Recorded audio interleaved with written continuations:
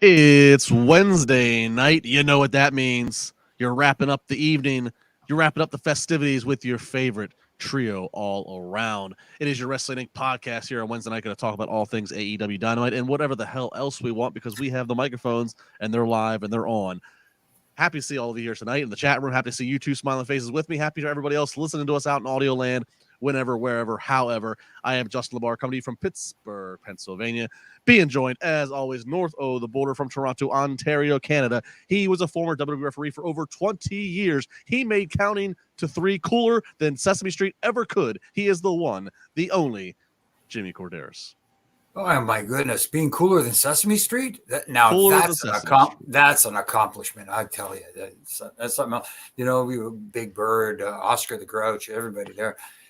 I guess it's better than being known as Waldorf and Stadler, like Jim and I were called for so many years. Oh, I could see that. I could see that for sure. I could see that for sure. And then rounding out the trio, she is down south in the beautiful island of Puerto Rico. We are just stumbling into the minutes until her birthday officially. She is our one, the only NYC Demon Diva. Isa, how are you tonight? I'm a little tipsy. I was having a celebration, a pre-birthday celebration over on my channel. So I'm ready to talk some AEW with you guys. My favorite Wednesday night boys. Everybody in the club getting tipsy. All right, it's going to be a lot of fun here tonight as Dynamite's having a little homecoming show is what they're calling it. Now, before we do this, normally we do news. We didn't actually have any news in our script. Something did pop up on Wrestling Inc. Well, something did pop up on Wrestling Inc. Report that they aggregated that this might if it seems like I'm throwing you guys on the spot, well indeed I am. I thought it was actually just worthy enough to bring it up because it is there now, and this actually involves the man of many conversations lately, Chris Jericho. So I guess I know what you're going to talk about. Yeah, it's on Wrestling Inc. I'm just reading right off of it here. I'm not so I guess there was as many podcasts are as they're talking about different things that are on the internet, whatever.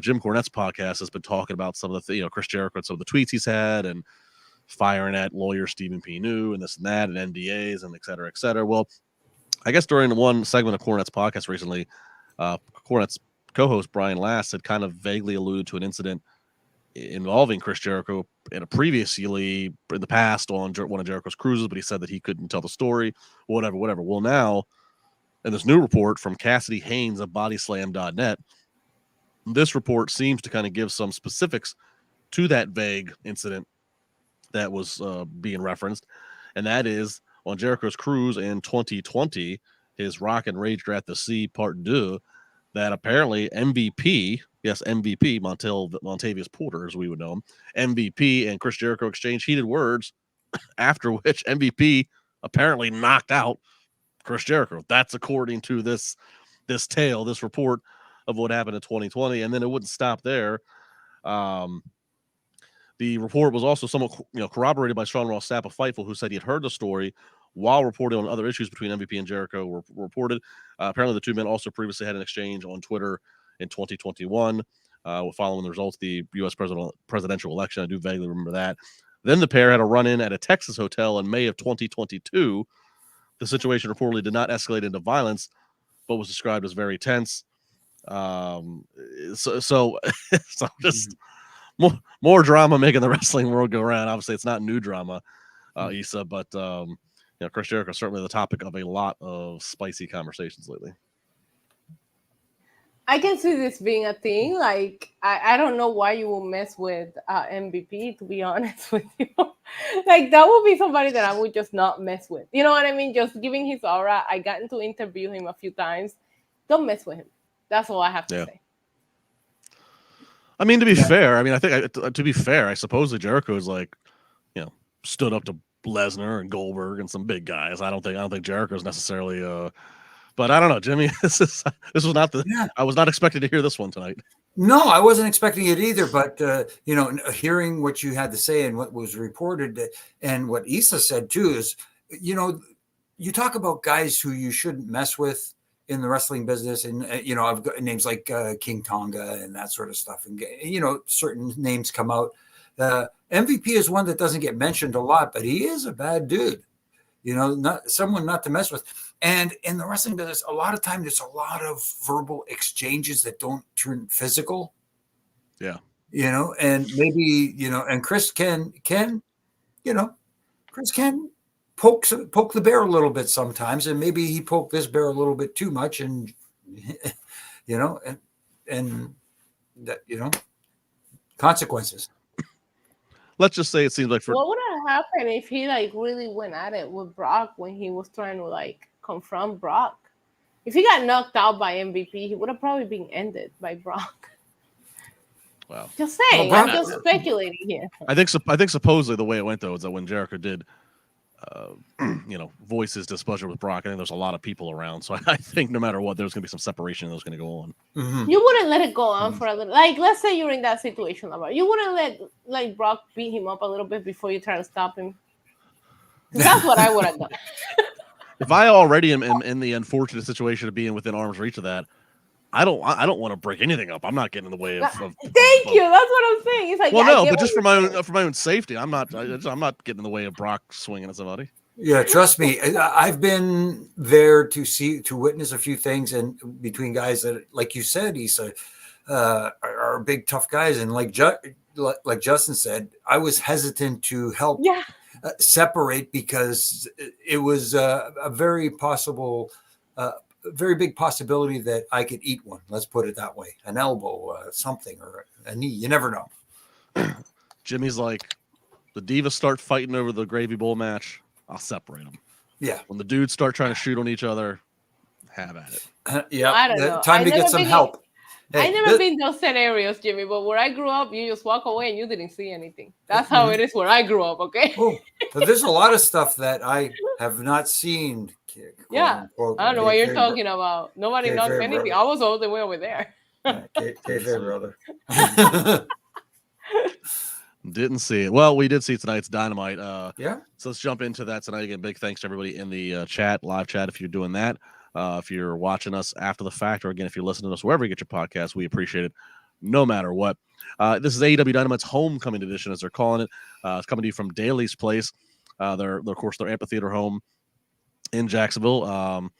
It's always weird when you see the show. They've been back to Daly's before, since the pandemic and crowds were all, returned and pandemic was lifted. But it forever on, whenever I see shows at this, it's always going to make me get a little PTSD of thoughts. But good to see a packed crowd at Daly's Place here to do this homecoming show. And we kick it off with Hangman Page versus Claudio.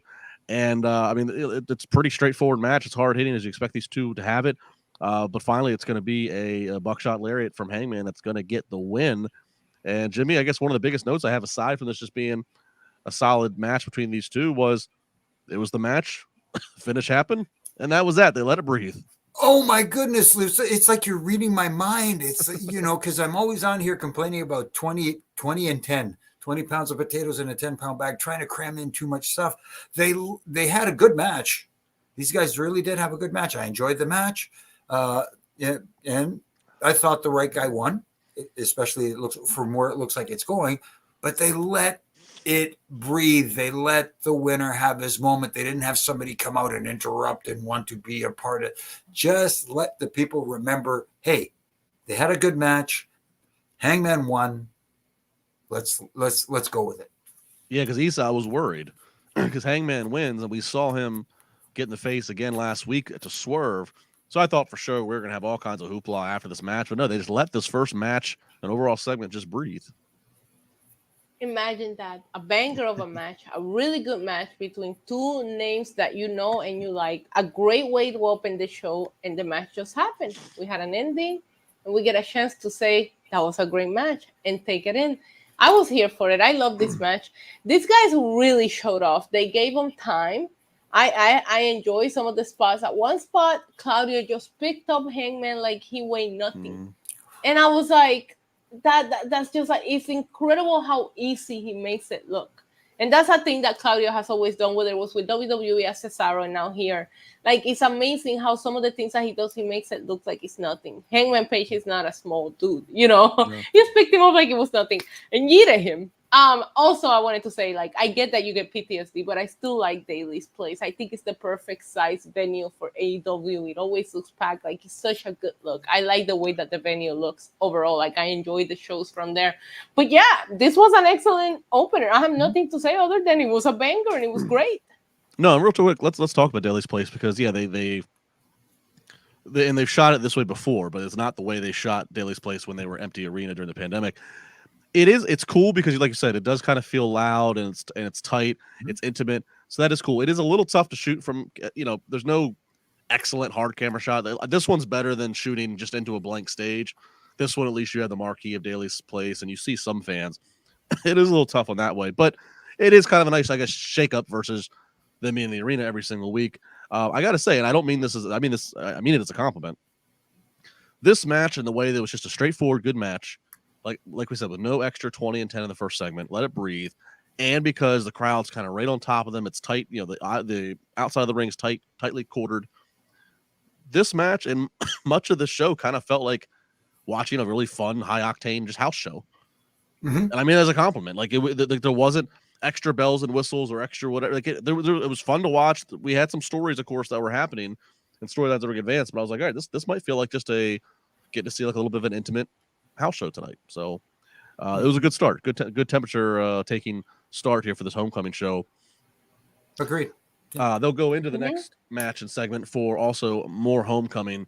This one specifically to honor the memory of the late Brody Lee, who died several years ago. Brody passed just before the new year. So, just past his unfortunate passing, the anniversary of his unfortunate passing. So they would have Orange Cassidy, Preston Vance, who notable seeing Preston Vance. He was, a chosen one, worked closely with the late Brody Lee. Orange Cassidy, Preston Vance, Dustin Rhodes, and Adam Copeland, which I believe was a surprise. I don't recall them advertising this. That was kind of his music hit surprise. So those four baby faces up against Brian Cage and the Gates of Agony, of course, that's being a big part of the Mogul Embassy, alongside Lance Archer, who has Jake the Snake with him. So this, again, whole match in honor of Brody Lee. A lot going on, a lot of traffic being directed. Ultimately, though, Preston Vance gets the win. He hits the discus lariat on Lance Archer in memory, of course, the late Brody Lee, which a right decision given, I think, Isa, the fact that, again, Preston Vance is the significance of the match. The only nitpick that I have, and I'd put it back to the first segment, we ended the first match with the buckshot lariat. This ends with the discus lariat. Maybe tell Hangman, can you finish with something else? That way we can pay tribute to Brody and not have two finishes in a row. That's my nitpick, just because we watch those things. But bottom line, nice tribute to the late Brody Lee in this match, and the surprise of Adam Copeland. Yeah, I thought the surprise of Adam Copeland was nice. What I really took away from this wasn't necessarily the match. It was the nice video package they put together for Brody Lee before they went on to the match. May he rest in peace. It's somebody that it kind of shakes you that he's gone. There's like, him, Bray, Jay taken so young in probably their peak. So it's crazy. I'm glad that they're still doing something to make sure they remember his memory, because I really did enjoy his time in AEW, and it was cut too short, unfortunately. So I really, really enjoyed, and I really do think that AEW has actually stepped it up with their video packages. They did a really good job at World's Ends too, putting video packages for matches I didn't care about. I'm watching these video packages in the pre-show going, oh my God, am I into this right now? So, maybe they're taking some notes, because we know WWE are the GOATs when it comes to putting together video packages from a bunch of random footage. I feel like AEW has been taking notes. That Brody Lee video package was impeccable. Well, and Jimmy, to Isa's point, an observation, how many weeks have we spent over this past few months talking about changes we're hearing they've made on the production side, additions, subtractions, what have you. So maybe that is showing off now here. Yeah, it is. It's starting to really show off here, I think. And like Isa said, the video packages do make sense, and they are getting better, because they feel more meaningful, and they feel a little more creative as well too. They're not just your standard, oh, so and so is going to be so and so, and this is going to happen, and at this event, and whatever's good, And as far as the match itself, it was a fun match, and it did what it was supposed to do. It got the right guy over. Having Vance, get the win was the right decision, like you said. And you look at it this way too. He was teaming up with guys, big name guys, like you said, Adam Copeland, Dustin was in there, Orange Cassidy, who's over huge, and Vance gets the win. Preston Vance gets the win on Lance Archer. Poor Lance Archer, the big guys. Always Lance Archer, Brian Cage. They let them all take the pins. But that's okay. And then, like you said, after the match, they let it breathe. They let the fans enjoy it, have a moment without a lot of gaga and aftermath. Let the winners enjoy their win. Yeah. Because it paid dividend later, and I'll explain that when we get there. Very good. Thank you, Shano17, for the love. So 2 matches in, very straightforward, but very enjoyable, to the point, and point delivered. Backstage, we have the Acclaim still pitching, because, of course, remember last week they were pitching how they've noticed in AEW, if you want to get things done, you got to be in factions. So they're still pitching to the Bullet Club Gold about joining forces. They pitched the name, Isa, the Bang Bang Scissor Gang. Bang Bang Scissor Gang. Yeah, so I don't know. I mean, it sounds like something you have to pay for, but Bang Bang Scissor Gang. Yeah, it's a name. I don't hate it. I don't think I hate it. Actually, it'll sell some T-shirts if they did it. It will definitely sell some T-shirts. What I was just happy about was to see the Trios Championship here. I have completely forgotten about it. There was a period of time where it felt like the Trios Championship was running this show, and it kind of like went away. So to see the Acclaim show up with the pink titles, I was like, oh, I forgot they made those pink titles. I forgot they still have them. But overall, when it comes to what you asked, I didn't hate the name, but we don't need no factions. We need the Trios freaking division to come back and be alive, because it doesn't feel like there's nothing popping there right now. Mm-hmm. Well, and that would feel, again, like kind of the story of our bigger picture lives here with AEW, and is, for X amount of time, this is the focus, this title, this whatever. Then it gets tossed to the side. And that's where we're at right now in the carousel with the trio title. It's got to wait for it to come on back around. Mm-hmm.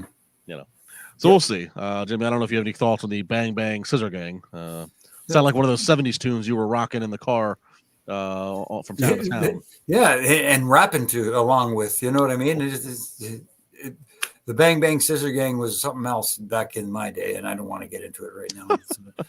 Again, like we said earlier, kayfabe, brother. That elevator only went to the top for certain people. Yeah, maybe save it for a Sunday morning confessional. I don't know. Oh, yeah, maybe. Brother Hood and Brother LaBar have to wash away the sins. All right, Samoa Joe's in ring. He's got that AEW World Title, looking good. Mm-hmm. In the suit, looking good. Says there's going to be a change in protocol. No more yapping on social media. You're going to submit to the committee championship, and then we're going to handle business out here.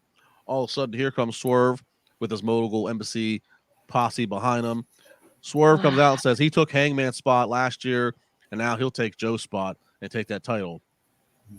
Hangman then interrupts that, comes right out, says in 2023 he lost sight of things, but in 2024 his sight is set on that title and he's going to take it. All the while he's talking about Joe's title, but his eyes are just locked on Swerve. So then Swerve leaves, Hangman leaves, and then enter Hook. The Hook signal appears on the ceiling, and here comes Hook, and Hook circles around the ring, and then he gets nose to nose to Joe, and he mouths 1 week. Next week, Hook and Samoa Joe. So, Hook and challenging, and there's been so much going on. This is gonna it's like peeling back a lot here. Jimmy, where's my phone? I want to get on Twitter right now. Yeah, get on Twitter. Jimmy, let's start with just the overall intent and execution of the segment. Of the idea being Joe is he's the hunted now, and here are several of the hunters coming after him. I was enjoying it up until the Hook part. Yes, and I get it. They tried to make it sound like he was credible, and not to say that he isn't, but saying 28-1, and maybe he's got a title of his own, the FTW Championship, blah blah blah.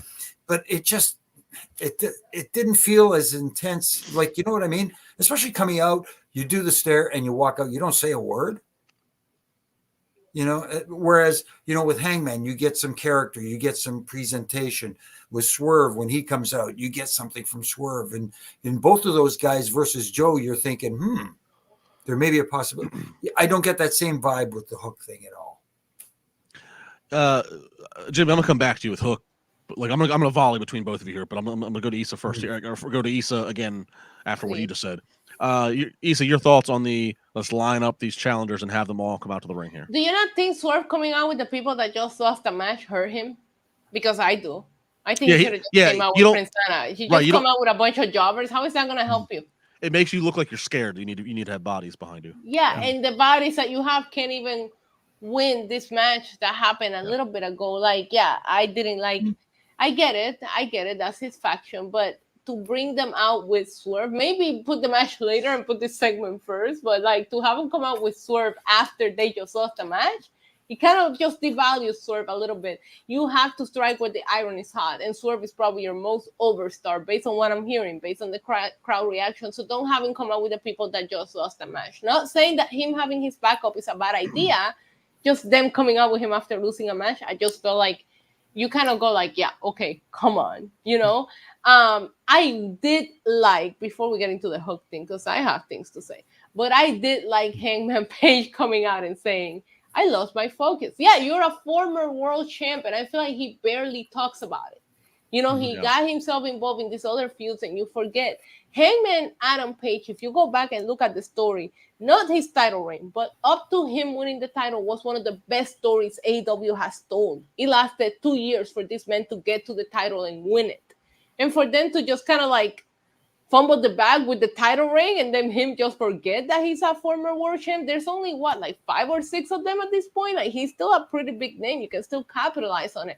So I did enjoy Hangman getting his groove back and saying, I'm interested in being in the world title picture again. You are missing a lot of star factor in AEW right now. There's a lot of people that are in the DL list, you know, like there's a lot of people that are injured. So why not take advantage of the ones that you do have here? Hangman Page, beloved by the crowd, former world champ. It is a great thing. I don't know that I want to see him and Swerve rehash things because I just don't know what you can do to outdo that Texas Deathmatch match that they had. You can't. Right. The answer is you can't. So, but him saying it's not about Swerve, it's about the world title. I like that. I was here for it. Right. All right. So let's talk about Hook. Yeah. The challenger that we know that's coming first is Hook. Why? Obviously 28-1 apparently. Obviously, if you against who? If you follow Wheeler Yuta, exactly. If you follow Tony Khan's Twitter, not only did he hype up the fact why he thinks it's important that Hook is deserving of this title shot, but had to go the extra mile to cry about the double standard and complain about how Jinder Mahal is getting a title shot against Seth Rollins and how we have it. I can just sum it up in one word: perception. Visually, Jinder Mahal looks the part. Samoa Joe could like fart and he will blow Hook out of the ring. Okay, he doesn't even have to touch him. Even aside visually, from Jinder is actually bigger than Seth Rollins. Like, let's just talk. We're not talking records. We're not talking win and losses. None of that. Just visually, right? Right. No. But even let's say this. I mean, you're right. Visually there. But I'm talking also perception of like, look. Yes, nobody's betting a single dollar that Jinder's beating Seth Rollins to that title. Or that Hook is beating Samoa Joe. Let's just talk about it. Let's be real. Yeah, I know Jinder's not winning, but to shift it back over to Hook, I think the thing is like, as he has this justification of like, well, look at this great record, and like you said, who has he beat? It's perception. Most of his majority of his wins have been on Rampage or Collision, been on second and third level shows. You're telling me back in the day when Raw had 3-tier shows, they had Raw, then they had SmackDown, they had Sunday Night Heat. You're telling me if Crash Holly's winning a whole lot on SmackDown on Sunday Night Heat, the Crash Holly then needs to walk out and challenge Stone Cold Steve Austin as a serious competitor for the world title? Like, it's perception. Yes, Hook has beaten Wheeler Yuta or beaten 4-way matches that involve Penta. I could beat Wheeler Yuta, LaBar. Come on. It's just perception. It's perception. And it doesn't help that he walks around carrying a fake ass title that's handed to him by his dad that nobody's ever acted like. That makes you see him even goofier as a child. And without making it getting into another argument, why are people comparing it to the Jinder Mahal thing? You know, especially your owner. You know, the guy. Why you're putting the spotlight on the other company as well. Don't even bother. Why just focus on your own company and try and do your best to make this match make sense, which right now it doesn't. But Jinder Mahal taking the people's elbow It's a bigger moment than anything Hook has ever done. You can probably combine the views that Hook has ever gotten on YouTube, and it will not add up to the views that Jinder Mahal taking that people's elbow got on social media. It's like, that's just a fact. Yes, and Jinder Mahal got a few strikes, and a little bit of offense in on The Rock before that. So you're right. The amount of people that saw that segment, both on traditional means and through TMZ and everything else, yes, that is more people that have heard of Hook or anything that AEW is doing. So on that regard, totally. Shout out to Jinder with the W response on Twitter by just saying, "Who is Hook?" Like, I was like, okay, you win the whole argument. I don't care if he deleted the tweet. It was genius.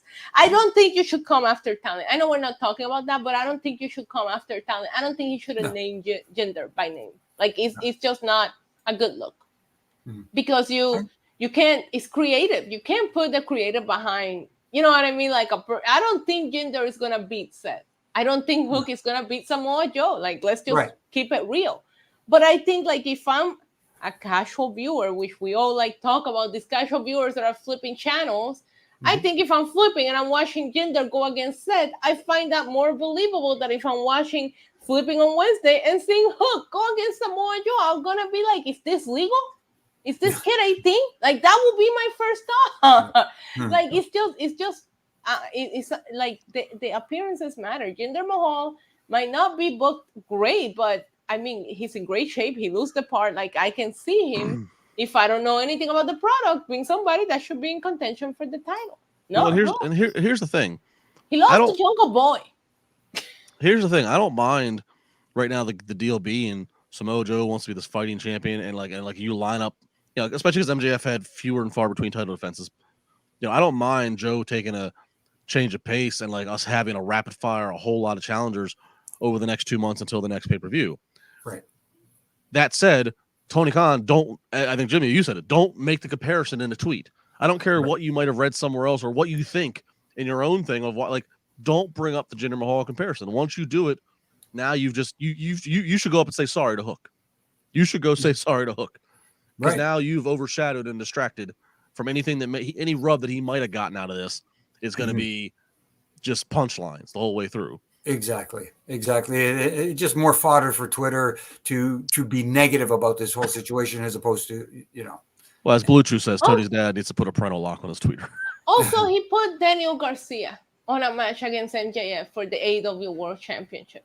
If we're going to talk about wins and losses, I don't know. What has Daniel Garcia done other than hip thrust? Yeah. Again, all this did was harm Hook. And here's the thing: more damage. I'm joking about how Hook he's on the second or third tier show, and what names does he really beat? Strip that aside. I know that they pay for the music for it. The music's over when it does hit. He's not the biggest guy in the room, but he's in the best shape he could possibly be. I mean, really don't. I mean, they haven't done any promos. There's been no development there, but like, I don't mind seeing a growth of Hook happen, and I don't mind if Hook was like a random just out of the blind challenger. The way they do a blind challenge, but the moment Tony did this tweet comparing, I think Hook has potential, and I think he might get there. But if you have Samoa Joe out there in his suit with the new title, which it looks great, by the way, I saw the side plays. I really like the new title, but you have Swerve come out, you have Hangman come out. Hook killed the vibe. And that is exactly why he's not at that level yet. Maybe if Hook would have came out right away, it would have been different. But you have people that I believe could legitimately contend for the world title in AEW right now. And then you have Hook come out and it just feels like a joke.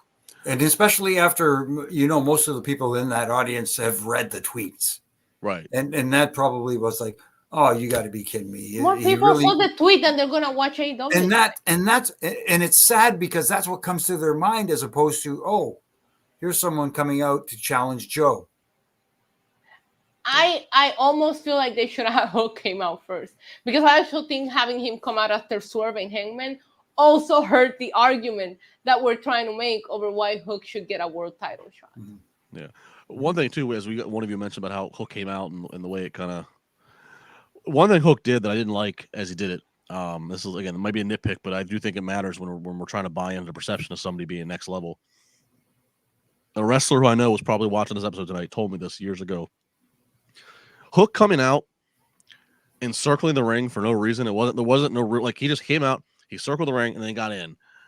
And this wrestler once told me, they're like, come out. If you have a shtick to do when you come out, if you have something to do with in the internet, whatever, come out, do your shtick, but get in the ring and get to business. They said, especially unless you are larger than life and unless you are something that like people need to awe and wow at, the longer you stroll around the ring is the longer everybody's sizing you up going, oh, I'm about as big as this person, or I could take them, or he's not that, it doesn't look that tough, or he doesn't sound that interesting, or whatever knock they're going to find on you. Mm-hmm. I got that, and I'm watching, and Hook's not the biggest dude, so the whole time he's doing, I'm like, I don't like Hook doing this. He's killing his aura. He's walking around. He's walking past people that are twice as tall as him in the audience. 3/4 of the front row was taller than him. I mean, yes, I know exactly what you're saying, Justin. It's a very decorated main event headline worthy wrestler in WWE at the moment, who I know is watching tonight, once told me that. I never forgot that, and I made that popped in my head tonight when I saw Hook doing it. I was like, Hook, don't do that. Just walk right to the ring. Whatever. I hear you. Anyways, Hook next week, Samoa Joe. I'm sure Twitter will not be silent. Can't wait. Yeah. Can't wait. Yeah. They get to follow Jinder versus Seth. All right. Maybe one of my favorite parts of the whole show is Toni Storm backstage. And she's got Mariah May, who got hit in the face last week. She has a chocolate for Mariah May's troubles. And she's still she's getting a meeting to meet and set up with this Deonna Purrazzo. So I can't even do it justice. I try to do the recap. It's just so damn funny. It's so entertaining. Watch it. Timeless Toni Storm. Again, probably consistently the best thing on the show. No, it's very entertaining. And, I know you're going to hate it out there, people. This is the sports. This is the entertainment part of sports entertainment. She is so good at what she's doing. And, the little things like, calling her Donna Palazzo, I think she said, and stuff like that. It just, she's gold right now. She is gold. Even though we're seeing her only in black and white, she is gold right now. Yeah, she is. Yeah, I love her. I love her so much. The way she keeps diminishing Mariah May, like, here, hon, have a chocolate. After she said Deonna Purrazzo kicked my head, she was like, have a chocolate. I just pop. She's incredible right now, and I'm enjoying. Every time I see her, you just like automatically pay attention. And then as Renee's saying, and the newest women wrestler to sign to AEW, and Wendy Richter, and she snaps her out. Just so ridiculous. Yeah. So ridiculous. We actually do see Deonna Purrazzo later. She's gonna have her first AEW match this Saturday against Red Velvet. So Collision. Tune into Collision to see that. Mm-hmm. All right, Sammy Guevara up against Ricky Starks here. This is one half of the tag match we are going to see at Battle of the Belts this Saturday night after Collision, as if we needed more to happen after Collision. So we got Guevara versus Starks here. Sammy's going to win with a super kick that then he then transitions into an inside cradle on, gets the win. But then after that, Big Bill comes out to attack, and then Chris Jericho comes out. They leave the music blaring for him, and we have all out chaos. I wonder why, LaBar. Why do you think they left the music playing? You have any idea? A lot of people noticing that on Twitter, because last time Jericho was on TV, he was the babyface in a babyface match and was not responded to as such. I thought we were watching a Stadium Stampede match where they leave the music playing for a little bit. Yeah, it was. Well, look, they can't let the music play the whole time this Saturday night. We'll see what happens at the Battle of the Belts match. Right. Yeah. Yeah, they pin a champion on TV. My favorite thing in the world. That was sarcasm. I know. Jimmy, this Saturday, I don't expect Big Bill and Ricky to drop these titles. Do you? I don't expect it either. But the match itself, at least we saw it tonight, I thought was a good match. I know a lot of people out there are thinking, "Oh, we're gonna get a bang. We're gonna get that high flying." I gotta say it, the twisting 450 hammer Phoenix splash and stuff like that. These guys had a good match and broke out the big moves when they needed to. And when we talked about earlier about a couple of matches ending with the baby faces without any extra gaga going on, the aftermath in this match worked because we didn't see 5 other matches before it having aftermath. Right. So when they did it in this match, at the end of this match, and had them have their interaction, even with the music blaring, it worked. It meant something. Great point. Yeah, save it for when it means something. So that was our big sell here. And Sammy and Ricky, you're right. It was a good match, but they did not let all the tricks out of the bags. These guys go way back to the days in the Indies together, so they certainly know each other's offense very well. So they gave us a nice little sample. But the whole point again to be to tune in Saturday night to the tag match. Right. All right, so we get a 8-man women kerfuffle of Willow Nightingale, Chris Statlander, Anna Jay, and Thunder Rosa up against Saraya, Ruby Soho, Sky Blue, and Julia Hart. This is going to have a lot of moving parts, as you would expect, with all the bodies out there, but it's going to finish with Anna Jay making Sky Blue tap. So we don't always get this for our women's match, Isa, but I thought, 8 women were getting out here. There's several stories and layers within it. Your thoughts on who they decided to have in the finish for Anna Jay getting the win over Sky Blue? I love this match. I thought all the women showed off. I thought Thunder Rosa was a big highlight. They gave her a couple of really good spots, which is amazing to see because we really haven't seen her wrestle. And if you're not paying attention to the other shows, you wouldn't even know that she's back. So I was happy to see her here. I was happy it was so funny because she wore the yellow gear, so she stood up because everybody decided to wear black. So it was like, I'm here and you're gonna look at me. They did that spot where everybody was involved, the 4 women suplex. I really popped for it. I hated that this was at the same time that they typically put the women because it really made me see how much talent they have in their women's division. If we just spend some time building some stories, you could really take a lot of the time on some of your shows to build some stories between these women. I was a little puzzled about when Anna Jay became a babyface because they had her in the good guy corner, but I think again she was another one like Preston Vance. Brody Lee December. That's right. Yes. So in regards to that, I was willing to look past storylines and all that tonight when it came to the Brody Lee's tribute matches that they did. But Anna Jay getting the win here is great. I think she's a great talent. But overall, I actually really enjoyed this women's match. I enjoyed the talent in the ring, and I wish we could see more of them, honestly. Yeah, Jimmy, your thoughts on this women's 8-man? No, I agree a lot with what Isa had to say. My only issue is this match felt like one of those situations where, hey, we have all these women. What do we do with them? Okay, we'll put them in an 8-person match because we're having one earlier in the show. So let's have one with the 8 women. And yes, they have a stacked women's division.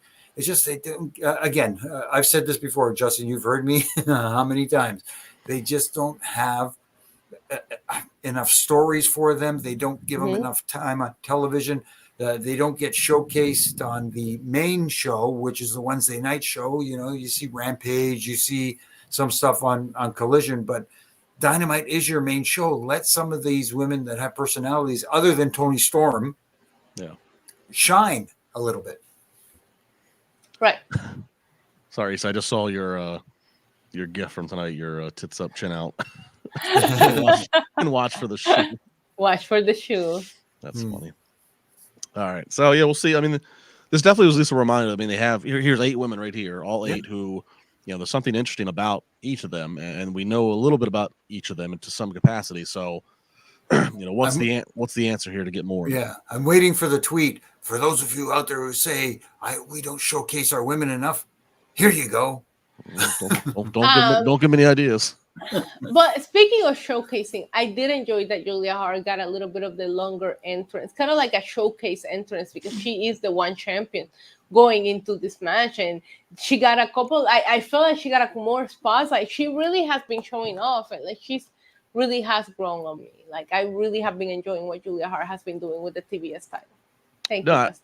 Yeah, I think she's. I think by most people's accounts, she's probably the most improved, or just most in terms of booking stature, just has elevated where she was from being kind of the shy little cheerleader gimmick to now she's she's a dark leader in the cult. So right. All right, Roderick Strong and the rest of the Undisputed Kingdom out there. It's Roddy versus Brian Keith. Brian Keith's been a semi-regular on AEW TV, still has yet to get a win, so that tells you what that's going to be here. It's a squash match basically with Roddy getting the win. And then after the match, I will spare the recap because Adam Cole got the damn exact same promo as the week prior. He ran through how Roderick should be basically Roderick's already international champion. Taven and Bennett are ROH tag champs, and Wardlow needs to be world champion, and we are going to win the world title. It was almost verbatim the same exact promo as the week prior. I'm not sure what was going on here. Who are they feuding with? Well, they're going to go after all these titles apparently. Everybody. No, this was bad. Wardlow in the background just makes me want to punch the wall. Adam, I don't know who he's feuding with. They need to just let this go. They need to let. If Wardlow was going after the world title, why didn't he come out by himself and interrupt Samoa Joe in the midst of Swerve and Hangman Adam Page instead of Hook? Give me that instead of Hook. You know what I mean? Like, I think in theory this was going somewhere. And I think that with MJF and Adam Cole both being injured, we're never going to accomplish what this was originally set to accomplish. And I'm not sure that I'm going to be able to buy it if we're getting the same thing every week. Well, the only thing that Adam Cole did not repeat in his promo tonight, Jimmy, was that last week he had said something to the effect of Wardlow's going to earn his way. He's going to, like, he alluded to how Wardlow's not going to go right to the front. Like, Wardlow's going to, like, take the path. Like, basically saying it's not going to happen, like, next week. How? By standing in the background? You don't earn nothing doing that. Well, that also is, like, a very here's a group who just attacked a bunch of people for 2 months and threw them through glass. Right. Go get your damn world title if that's what you want. Exactly. It just, I think I said it last week too, where, when the people were revealed, obviously, Adam Cole with the taking off the devil's mask, but his cohorts, you thought, Roderick Strong and the boys, but when Wardlow was revealed as one of them, I just said, this is a bad decision. Whoever made that call made a bad decision. Wardlow just got Wardlowed again. If you know what I mean, it's just. And you know what, Jimmy? I'm sorry to interrupt you, but no, go ahead. They are working with Samoa Joe. There's such an easy way to say why Wardlow's holding back. Maybe the deal you made with Samoa Joe for Samoa Joe to win is that you're going to let him get a few wins as champion. There could be something that you're saying that will not make me go, why is Wardlow not interrupting Samoa Joe? Based on what Adam Cole told me last week, and he told me again this week. Right? But you have people that, in my eyes, and the way that Wardlow, and you guys know I love me some Wardlow, but the way that Wardlow has been booked, he doesn't come anytime before Swerve or Hangman at this point. Yeah. So, like, make it make sense. Say that you made a deal with Samoa Joe that you're not going to go after him quite yet, and Wardlow is still a henchman for now, but when the time comes, he will go for it. Again, there you go. Reasons. Give me reasons. They never did explain why they helped Samoa Joe in the first place. They did business with him, but we don't know what the deal was, right? Well, they did. I think they did business because they wanted to get MJF lined up.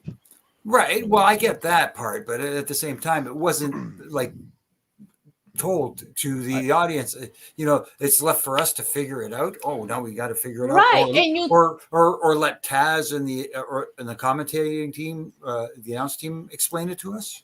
And you tell us early in the show that there's basically already 3 people ahead in the line, right? Because Swerve came out, Hangman comes out, Hook is getting a shot next week. So Hook is in line ahead of. Sorry again. Wardlow could walk by and shove Hook into a dumpster and just no, not according to Tony. And take his lunch money, his bag of chips.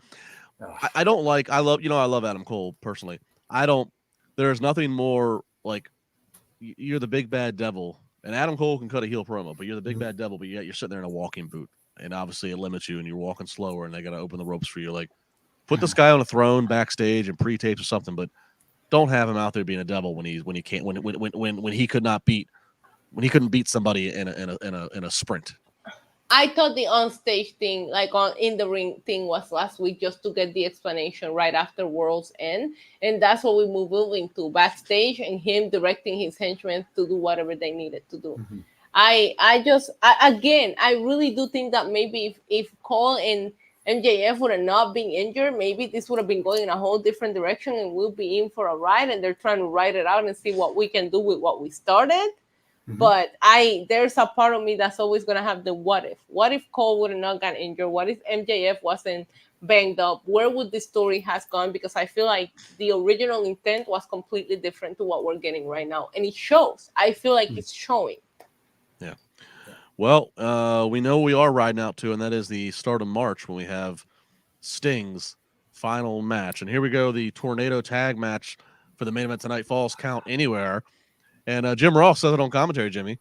Mm-hmm. He even says, we don't got to bitch about officiating this one because there are no rules, basically. That popped me bigger than anything tonight. And when I heard that, I even wrote it down before Jim Ross made the comment, oh, it's a tornado tag match. Insert obvious joke here.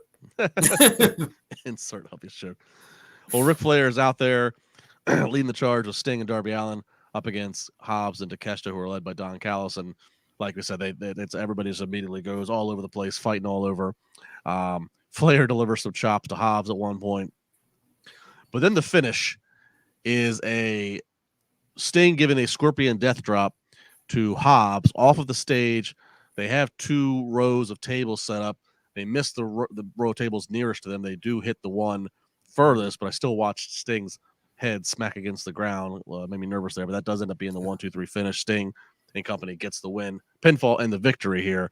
First off, just before we get to what happens after the match, just to the match itself, Isa, if I got 60-something-year-old Sting, and we have already and the tickets are moving great, they are almost sold out.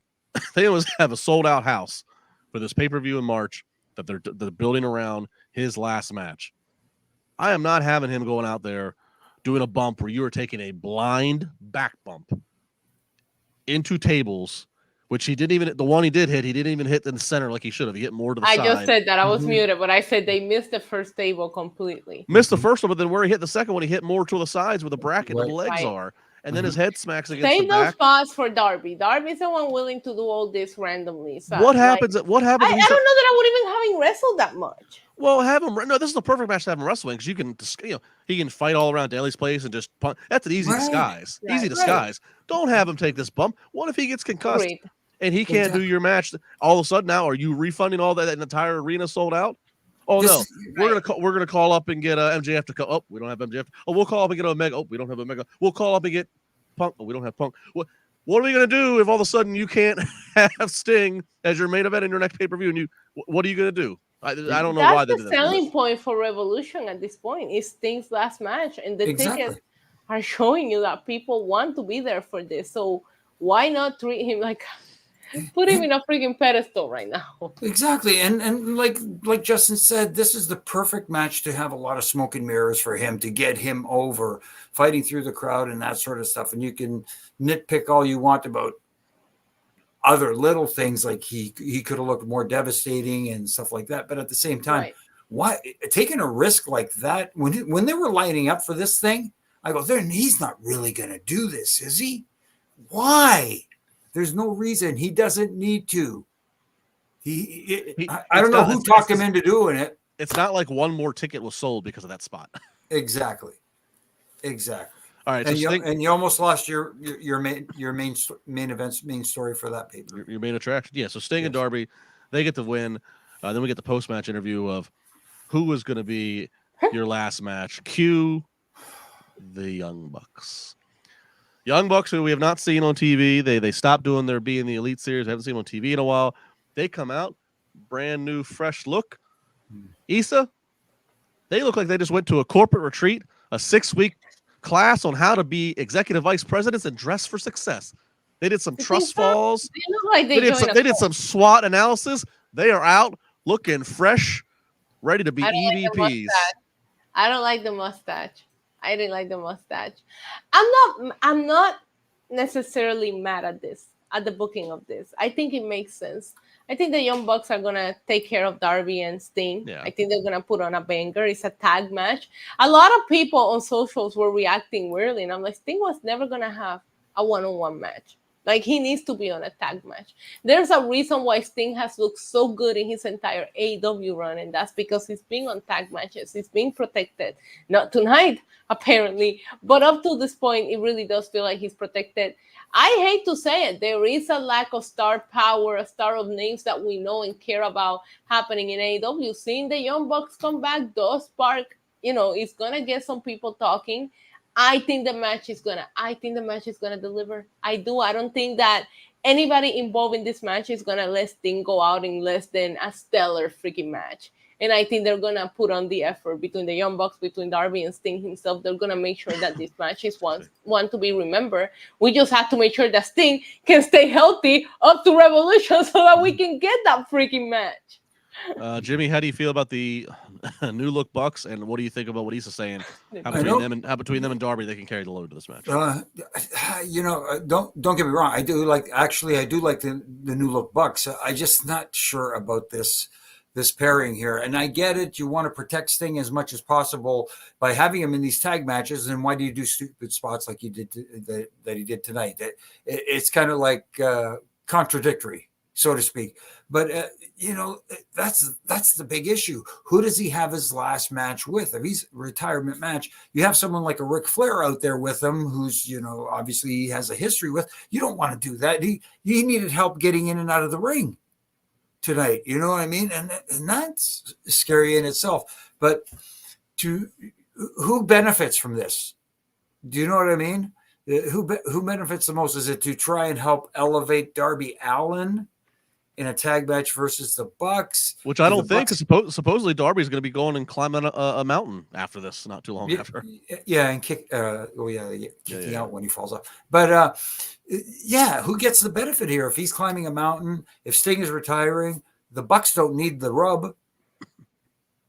So I'm questioning here the choice. If they are the choice, maybe it's a ruse, maybe it's a swerve, bro. Swerve, maybe it's a curveball thrown at us. I don't know. It's a wait and see for me. We'll see what we get next week. Let me go through a few comments. See a super chat I'll get to here first. These are kind of from all over, so I apologize that we're a little delayed here. Bear Hudson saying storyline makes no sense. Adam Cole's injured. MJF is out for months. So where's the payoff? This booking is a big clustiff. I think cluster F's what he meant. Happy birthday, Isa. Thank you. It's midnight in Puerto Rico, so it's official now. Oh, it is official. It's official. Happy birthday. Happy birthday. Matt Presto. Opinions on this two-parter. The slap fighting spot being so overused in AEW, plus having Adam Copeland and a throwaway 8-man tag no less than 2 months after him debuting. Use the star power. All right. I see his point, and I think that tonight I was willing to put everything aside because of what the match represented. Exactly. But I do see the point, because when I first saw it, I do live watch-alongs, and when I first saw it, I was like, why is he in this? And the chat let me know this is a trivia match, blah, blah. And I was like, you know what? I'm willing to look past everything and just enjoy the match for what it is. But I can see, again, if you don't know what's going on and you see Edge in this match, it could be a little like, wait, what? No, I understand this point too as well, really quickly here. But like I said earlier, having Preston Vance win the match when you have guys like Edge and Dustin and OC on the team helps elevate him. So I think, anyways. Where were we at here? We had more. I'm going through all kinds of comments trying to figure out where we're going to go to next here. Killer Teeman says, I thought the Bucks looked like extras from Miami Vice.